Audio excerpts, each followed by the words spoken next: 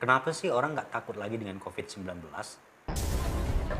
Warga terpaksa dibubarkan karena tidak mematuhi peraturan penerapan PSBB. Warga berkerumun untuk menanti adanya pusat perbelanjaan Toko UD Putra TS. Menjelang Hari Raya Idul Fitri ini, Toko UD Putra TS menjual aneka ragam pakaian selalu memburu warga untuk berburu baju lebaran. Bahwa PSBB Kabupaten Majalengka itu berakhir sampai tanggal 19. Karena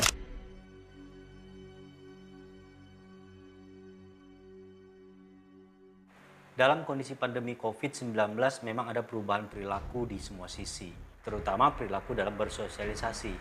Memakai masker, menjaga jarak adalah perilaku sosial yang berubah dari sebelum dan setelah adanya corona. Kalau kita amati dulu, saat awal pandemi ini muncul, ada semacam ancaman besar, baik itu terhadap kondisi pribadi maupun kondisi sosial. Tapi semakin ke sini, memang terlihat sangat jelas bahwa orang dalam tanda kutip sudah tidak peduli. Orang-orang sudah tidak takut lagi dengan COVID-19.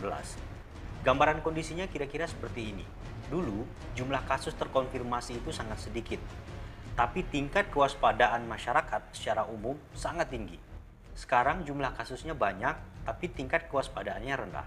Mengenai perilaku sosial ini memang sangat menarik untuk kita bahas. Kalau kita lihat dari sisi bahasa, antara perilaku dan sosial itu sebenarnya memiliki makna yang berbeda, tapi saling keterkaitan satu sama lain. Perilaku adalah reaksi atas rangsangan atau lingkungan. Nah, kalau kita amati pada awal pandemi ini muncul di tanah air, tentu itu terjadi. Menurut Walgito, perilaku manusia dapat dibedakan menjadi dua, yakni perilaku refleks dan perilaku tidak refleks. Perilaku yang refleks itu merupakan perilaku yang terjadi atas reaksi secara spontan terhadap stimulus yang diberikan. Tertawa ketika melihat hal yang lucu, itu perilaku yang refleksif. Nah, sedangkan perilaku yang non-refleksif adalah perilaku yang diatur oleh pusat kesadaran atau otak. Misalnya, kita harus melakukan apa ketika melihat orang kecelakaan. Termasuklah ketika kita memakai masker, mencuci tangan, dan menjaga jarak itu merupakan perilaku non-refleksif. Karena diatur oleh pusat kesadaran atau otak kita sendiri. Sekarang, kita akan lihat arti kata sosial secara definisi. Kalau kita merujuk pada KBBI, sosial memiliki makna yang berkaitan dengan masyarakat, yang di dalamnya terdapat komponen interaksi dan komunikasi untuk kepentingan umum. Ikut gotong royong itu perilaku sosial. Hadir dalam majelis keramaian itu juga sosial. Dalam situasi COVID seperti ini, menjaga jarak merupakan tindakan sosial karena tindakan itu menyangkut kepentingan umum. Penekanan definisi kata sosial sendiri lebih menunjukkan bahwa seorang manusia tidak akan bisa hidup tanpa orang lain. Ini definisi umum yang dipakai oleh para ahli dalam memaknai arti sosial itu.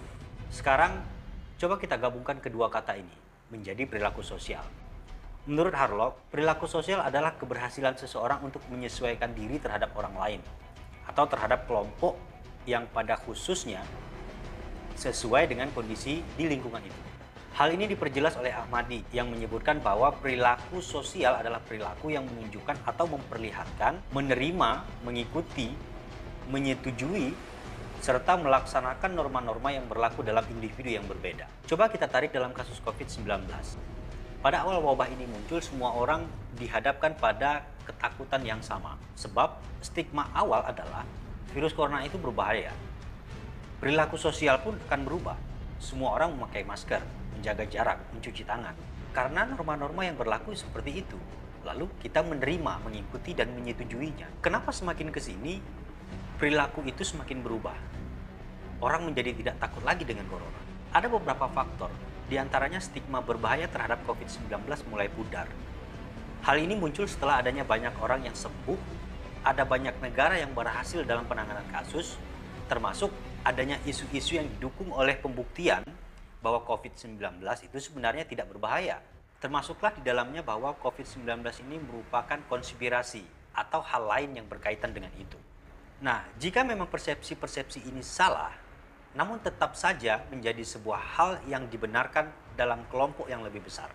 Karena ada semacam kesepakatan tanpa disadari yang tumbuh di dalam kehidupan sosial kita saat ini. Bahwa COVID-19 dianggap tidak berbahaya. Hal ini akan membuat orang yang biasa patuh pada protokol kesehatan lalu membandingkan perilaku mereka kepada orang yang tidak patuh pada protokol kesehatan. Mereka cuek misalnya. Ternyata kondisi yang dialami sama saja, sama-sama tidak terjadi apa-apa. Nah, hal ini cenderung akan mempengaruhi orang yang sebelumnya patuh menjadi tidak patuh pada protokol kesehatan. Walaupun secara medis bukan begitu cara pandangnya. Menurut psikolog Ajeng Raffiando, orang-orang yang cuek ini sebenarnya memang tidak pernah menerapkan protokol kesehatan sejak awal. Karena mereka merasa baik-baik saja. Kelompok orang yang seperti ini cenderung akan mendapatkan posisi yang lebih kuat untuk mempengaruhi kelompok orang yang sudah mengubah perilaku mereka selama pandemi. Sehingga membuat orang yang sudah patuh pada protokol kesehatan terdorong untuk kembali ke kondisi normal seperti sebelum pandemi ini ada. Karena memang kondisi seperti dulu yang diharapkan oleh semua orang. Nah, perubahan perilaku ini juga bisa terjadi akibat salah persepsi terhadap definisi kebijakan new normal yang diterapkan oleh pemerintah. Padahal sadar atau tidak, pandemi COVID-19 telah membuat perilaku sosial kita berubah. Buktinya apa? Ada kok sebagian orang yang sudah merasa risih kalau mereka tidak pakai masker saat keluar rumah. Sebagian sudah ada yang merasa cemas kalau mereka belum cuci tangan. Tapi mungkin untuk menjaga jarak, nah ini masih butuh waktu untuk menjadi sebuah kebiasaan baru. Jangankan masyarakat, pembuat kebijakan saja kadang-kadang masih berkerumun.